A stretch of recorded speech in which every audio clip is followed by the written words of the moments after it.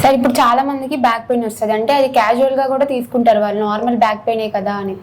అంటే వాళ్ళు అది ఎప్పుడు సీరియస్ గా కన్సిడర్ చేయరు వాళ్ళు. ఇప్పుడు నడుము నొప్పి అనేది చాలా అవస్థలలో వస్తుందమ్మా. ఇప్పుడు ఫీమేల్స్ లో అయితే ప్రెగ్నెంట్ లేడీస్ కి నడుము నొప్పి వస్తుంది.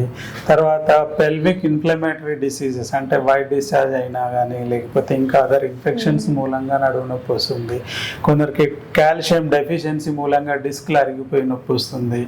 తర్వాత కొందరు ఎక్కువ కష్టపడ్డ వాళ్ళకి, శ్రమ ఎక్కువ ఉన్న వాళ్ళకి నడుము నొప్పి వస్తుంది. ఇవన్నిటికీ ఎప్పుడైతే వాళ్ళకు అవస్థలో డిస్క్ బల్జ్ అని బయటపడేసి తన సివియర్గా నడవలేని పరిస్థితి, కూర్చోలేని పరిస్థితిలో ఉన్నప్పుడు వాళ్ళు డాక్టర్ దగ్గరికి వస్తారమ్మ. అప్పుడు మనం కరెక్ట్ డయాగ్నోసిస్ చేసిన తర్వాత స్కాన్ ద్వారా కానీ లేదంటే ఎక్స్రే ద్వారా కానీ చూసి, ఒక్కొక్కసారి ఎక్స్రే స్కాన్ లేకుండా కూడా, అంటే అది ఎక్స్రేకి స్కానింగ్కి స్పెండ్ చేయలేని పరిస్థితులలో కూడా డాక్టర్ దగ్గరికి వస్తూ ఉంటారు. వాళ్ళకి టెస్ట్ చేసినప్పుడే ఎక్కడైతే డిస్క్ ఉందో అది వేల్లో ప్రెషర్ ద్వారా చూసి అక్కడ ప్రెస్ చేసి క్లియర్ చేస్తాం.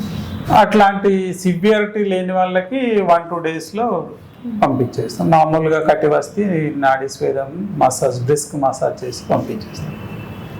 అంటే ఎలాంటి సిమ్టమ్స్ ఉన్నప్పుడు వాళ్ళు సీరియస్గా తీసుకోవాలి? సివియర్ నడవలేకపోవటము, తర్వాత కాళ్ళు లాగటం, బర్నింగ్ సెన్సేషన్, అసలు అడుగు తీసి అడుగేసలేని పరిస్థితులలో వాళ్ళు వస్తారమ్మా. దానికి 3 days to 1 week, కొందరిలో 5-6 రోజులు కూడా పడుతుంది టైం. సో ఏదైనా కూడా ఆ specialised massage technique, disc bulge ఉండి కాళ్ళు లాగటము, నొప్పి, సివియర్ పెయిన్, బర్నింగ్ ఇవన్నీ ఉన్నప్పుడు మేము ఆ స్పెషలైజ్డ్ టెక్నిక్ ఉపయోగించి ట్రీట్మెంట్ చేస్తాం.